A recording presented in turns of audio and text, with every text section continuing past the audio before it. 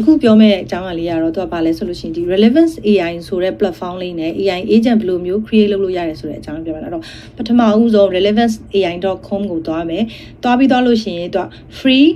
account ဖွင့်လို့ရတယ်ကိုယ့်ရဲ့ Gmail လည်းသုံးလို့ရတယ်ဒါမှမဟုတ်ကိုယ်မှာ Gmail အပိုရှိရဆိုလို့ရှိရင်လည်းသုံးလို့ရတယ်အဲ့ဒါလေးနဲ့ကိုက account ဖွင့်ပြီးသွားပြီဆိုလို့ရှိရင်အဲ့ဒီရဲ့ platform လေးကိုဝင်သွားမယ်ပေါ့နော်ဝင်သွားပြီဆိုလို့ရှိရင်ကျတော့သူ့မှာဘာတွေရှိလဲဆိုရင်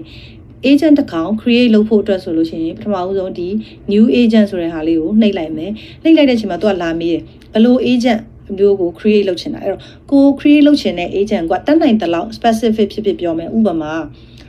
ထားလိုက်ပါတော့ day everyday look everyday create social media contents for my Facebook page ပြီးရင်ကိုယ့်ရဲ့ industry ရပါလဲဥပမာ construction company in Myanmar ပြီးရင်ကိုကဘာလုပ်ချင်တာလဲဆိုလို့ရှိရင် image လေးလည်း create လုပ်ချင်တယ်ဆိုလို့ရှိရင်အဲ့ဒီ contents ကလည်းဘာ specific ဖြစ်ဥပမာ educational content လားပါcontents should be educational and engaging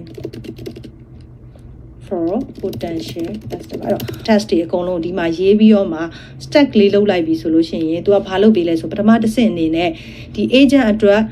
လိုအပ်တဲ့ draft prompt ကို तू ကထုတ်ပေးတယ်အဲ့တော့အဲ့ဒီလိုလေးထုတ်ပေးတဲ့အတွက်ကြောင့်မို့လို့ဘာကောင်းလဲဆိုလို့ရှိရင်ကိုက beginner အခုမှစပြီးတော့မှ AI agent ကိုစပြီးတော့မှပေးလုပ်တော့မယ်ဆိုလို့ရှိရင်ဒီ agent တစ်ခုမှာပါတဲ့ role တို့ objective တို့ပြီးသွားလို့ရှိရင် तू လုပ်ရမယ့် instruction တို့ तू သိရမယ့် contents တို့ background တို့တကယ် limitation တို့အဲ့လိုမျိုးကိုကဘေးလုပ်စရာမလိုဘဲနဲ့ပထမတစ်ဆင့်အနေနဲ့ကိုသုံးလို့ရမယ့်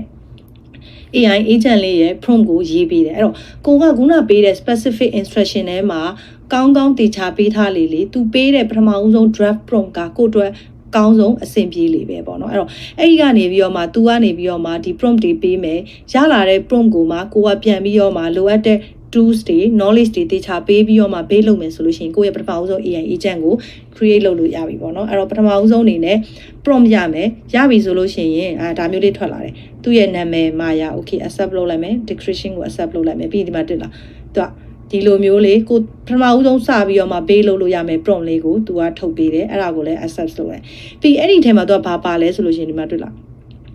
tools လေးတွေပါလာတယ်အဲ့ဒီ tools ကဘာလုပ်တာလဲဆိုလို့ရှိရင်ဒီ AI agent ကသူလုပ်ရမယ့်အလုပ်အတွက်ကိုလိုအပ်တဲ့ information တွေလိုအပ်တဲ့ action တွေလုပ်ဖို့အတွက်ကိုသူလိုအပ်တဲ့ tools တွေဥပမာကိုယ့်ရဲ့ agent ကconstruction content creator ဆိုတော့ construction နဲ့ပတ်သက်တဲ့ knowledge တွေရှိရမယ် construction နဲ့ပတ်သက်တဲ့ information တွေသိရမယ်ဆိုလို့ရှိရင်ကြတော့သူလုပ်ရမယ့်အရာတွေကဘာတွေလဲဆိုလို့ရှိရင် industry trend တွေရှိလား Google ကနေရှာမယ်ဒါမှမဟုတ် Google search လုပ်ရမှာလားဒါမှမဟုတ် Google search လုပ်ရမှာလားအဲ့တော့ကိုယ့်ရဲ့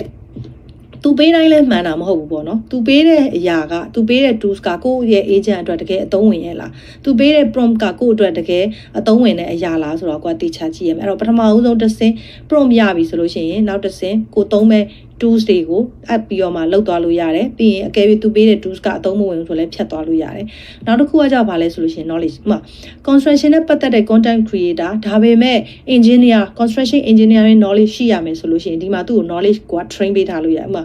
ကိုယ့်ရဲ့ knowledge က Google Drive မှာရှိတဲ့စာအုပ်လားဒါမှမဟုတ်လို့ရှိရင် Notion အနေနဲ့ကိုတင်ထားတာလားဒါမှမဟုတ်လို့ရှိရင် website မှာသွားပြီးတော့မှ construction engineer တွေအတွက်တည်တဲ့ website တွေရှိလားအဲ့လိုနေရာဖြစ်သူ့ကို knowledge ပေးထားတယ်ဆိုရင်သူ create လုပ်တဲ့ contents ကကိုယ့်အတွက်ကိုပို့ပြီးတော့မှ educational လည်းဖြစ်တယ်ပို့ပြီးတော့မှလည်းအသုံးဝင်တယ်ပေါ့အဲ့တော့သူ့ရဲ့ knowledge သူသိရမယ့် knowledge သူသုံးရမယ့် tools သူလုပ်ရမယ့် instruction တွေပေးသွားပြီဆိုလို့ရှိရင်ဒီ AI agent လေးကိုစမ်းဖို့အတွက်ကိုဒါကအသုံးတကယ်ဝင်လားမဝင်လားဆိုတာကို run ပြီးတော့မှtest လုပ်နေလို့ရတယ်